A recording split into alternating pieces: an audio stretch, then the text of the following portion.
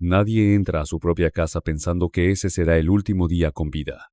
Nadie prende una cámara creyendo que sus palabras pueden convertirse en una sentencia de muerte. Pero en México, hay verdades que no se dicen gratis, y hay nombres que no se mencionan sin consecuencias. Esta es la historia de un influencer que decidió hablar de más y terminó pagando el precio más alto. La tarde de un sábado común en un fraccionamiento aparentemente tranquilo del estado de Morelos, el silencio se rompió de la peor forma posible. Dentro de su propia casa, en el baño, fue encontrado sin vida Camilo Ochoa Delgado, conocido en redes sociales como el Alucín. Presentaba múltiples impactos de arma de fuego. No hubo señales de forcejeo. No hubo oportunidad de escapar. Su muerte no fue un asalto ni un hecho al azar. Durante meses, Camilo había construido una audiencia hablando de temas que pocos se atrevían a tocar. Desde sus plataformas, señalaba a criminales, exponía historias del narcotráfico y revelaba información que, según él, nadie más se atrevía a contar. Se presentaba como alguien que había cambiado su vida después de un pasado oscuro, alguien que buscaba redimirse haciendo lo correcto. Pero cada palabra publicada lo acercaba peligrosamente a un límite que no todos sobreviven a cruzar. Lo que vuelve este caso inquietante no es solo la forma en la que fue asesinado, sino todo lo que ocurrió antes. Advertencias ignoradas. Mensajes que hoy parecen señales claras y un pasado criminal que nunca terminó de desaparecer. Camilo sabía demasiado. Hablaba con demasiada seguridad. Y en un país donde el crimen organizado no perdona, eso puede convertirse en una condena silenciosa. La versión oficial señala que un hombre encapuchado ingresó a la vivienda, disparó y escapó sin dejar rastro. Hasta ahora, no hay detenidos. Pero las preguntas siguen creciendo. ¿Quién ordenó el ataque? ¿Fue un mensaje para otros influencers? ¿O fue el desenlace inevitable de una historia que comenzó mucho antes de que Camilo encendiera una cámara?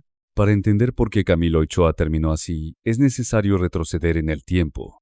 Mucho antes de la fama, antes de los seguidores y antes de que su voz empezara a incomodar a personas demasiado peligrosas. Antes de que miles de personas lo conocieran en redes sociales, Camilo Ochoa ya tenía una historia marcada por decisiones peligrosas.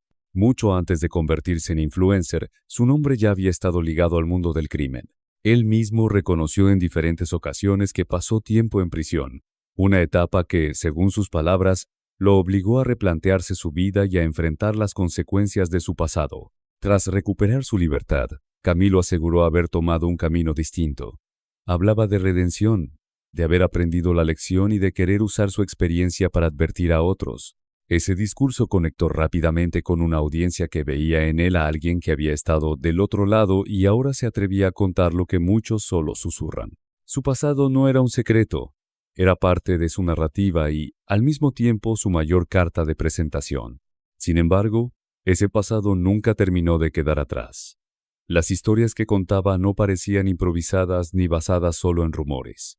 Camilo hablaba con un nivel de detalle que levantó sospechas desde el inicio. Conocía nombres, dinámicas internas y movimientos que normalmente solo manejan quienes han estado muy cerca del crimen organizado. Para algunos, eso lo hacía auténtico. Para otros, lo convertía en alguien demasiado expuesto. A medida que su audiencia crecía, también lo hacía la atención sobre su historial. Había quienes cuestionaban sus verdaderas intenciones. ¿Realmente buscaba hacer el bien o solo estaba utilizando su pasado para ganar fama? Cada video alimentaba esa duda. Camilo se movía en una línea muy delgada entre denunciar y provocar, entre informar y desafiar a personas que no toleran ser exhibidas. Lo que muchos no entendieron en ese momento es que el pasado criminal no se borra con un cambio de discurso. En ciertos entornos, no importa cuánto tiempo haya pasado ni cuántas veces se hable de arrepentimiento, hay historias que no se perdonan y conexiones que nunca se rompen del todo. Camilo creía que podía controlar su narrativa, pero el problema era que no todos estaban dispuestos a dejarlo contarla. Ese historial, lejos de protegerlo, terminó convirtiéndose en una sombra permanente. Una sombra que lo seguía en cada publicación, en cada denuncia y en cada palabra que subía a Internet. Y mientras más visibilidad ganaba, más evidente se hacía que su pasado no solo lo definía, sino que también lo colocaba en la mira de personas que no olvidan. Con el paso de los meses, el contenido de Camilo Ochoa comenzó a cambiar. Ya no se limitaba a contar experiencias del pasado ni a dar mensajes de advertencia.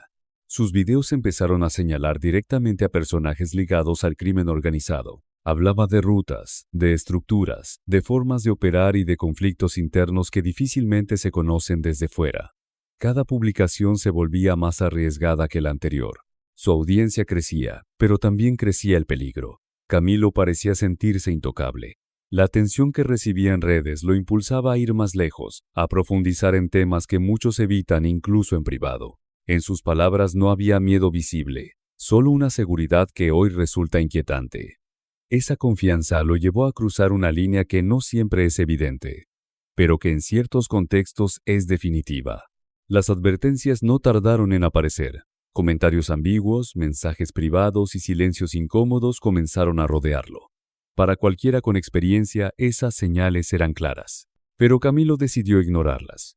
Creía que mientras más expusiera, más protegido estaría. Pensaba que la visibilidad era un escudo. No entendió que en realidad podía convertirse en una diana. El problema no fue solo lo que decía, sino cómo lo decía. Camilo no hablaba como alguien que repite información ajena. Su tono y su precisión sugerían cercanía. Eso encendió alarmas. En el mundo del crimen organizado, la información es poder, y quien la comparte sin permiso se convierte en un objetivo. Cada video sumaba puntos en su contra. Hubo un momento en el que ya no se trataba de generar contenido, sino de desafiar. Camilo parecía retar a quienes estaban detrás de las historias que contaba. Nombrar, insinuar y exponer se volvió parte de su identidad digital. Ese fue el error. Porque en un país donde el silencio es una forma de sobrevivir, hablar de más no es valentía. Es una provocación. Sin darse cuenta, Camilo empezó a quedarse solo. Las colaboraciones disminuyeron, las advertencias se hicieron más directas y el ambiente a su alrededor cambió. Aún así continuó. Cada nuevo video parecía acercarlo más a un desenlace que ya no podía evitar. El punto de no retorno había sido cruzado. Y cuando eso ocurre, el final suele llegar sin aviso. El día del asesinato no hubo señales de alarma previas. No se reportaron persecuciones, no hubo llamadas de auxilio ni testigos que advirtieran lo que estaba a punto de ocurrir. Todo sucedió en cuestión de minutos, dentro de un espacio donde Camilo Ochoa se sentía seguro. Su propia casa.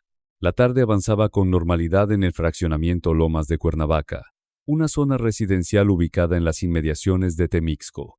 Nadie escuchó discusiones, nadie vio movimientos extraños, hasta que el silencio se rompió de forma definitiva. Fue dentro del baño donde el cuerpo de Camilo fue encontrado por sus propios familiares. Ya no presentaba signos vitales. De acuerdo con la información oficial, Camilo tenía múltiples impactos de arma de fuego. No hubo oportunidad de defensa. No hubo margen para escapar. Todo indica que el ataque fue directo y calculado. Las versiones preliminares señalan que un hombre encapuchado, vestido con sudadera gris y pantalón de mezclilla, ingresó al domicilio, disparó y salió del lugar sin dejar rastro inmediato. El agresor habría escapado en un vehículo blanco. No se trató de un enfrentamiento ni de un robo que se salió de control. El mensaje era claro. El ataque ocurrió dentro de la vivienda, en un espacio íntimo, lo que refuerza la idea de que no fue un crimen improvisado, fue una ejecución. Horas después, la Fiscalía General del Estado de Morelos confirmó el inicio de las investigaciones y la activación de los protocolos correspondientes. También informó que se mantenía coordinación con autoridades estatales y federales.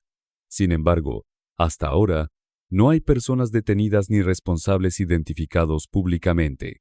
La forma en la que ocurrió el asesinato dejó más preguntas que respuestas. ¿Cómo sabían que estaría ahí? ¿Por qué atacar de esa manera? ¿Qué mensaje se buscaba enviar? Para muchos, la respuesta es evidente. No se trataba solo de silenciar a Camilo, sino de marcar un límite visible para cualquiera que pensara seguir el mismo camino. Ese día, las advertencias que Camilo había ignorado dejaron de ser virtuales. Lo que empezó como contenido terminó convertido en un recordatorio brutal de que hay historias que no quieren ser contadas. Y cuando alguien insiste en hacerlo, el precio puede ser definitivo. La muerte de Camilo Ochoa no fue solo el asesinato de un influencer, fue una advertencia. Su historia demuestra que la fama en Internet no siempre protege y que hablar de ciertos temas puede convertir a cualquiera en un objetivo. En un entorno donde el crimen organizado controla el silencio, exponer demasiado no es valentía, es cruzar una línea que pocos sobreviven. Hoy, su caso sigue sin responsables claros y deja una pregunta incómoda. ¿Hasta dónde se puede hablar sin pagar el precio? Si este documental te hizo reflexionar, suscríbete al canal y deja tu like. Aquí seguiremos contando historias reales que muchos prefieren callar. Nos vemos en el próximo video con nuevas historias.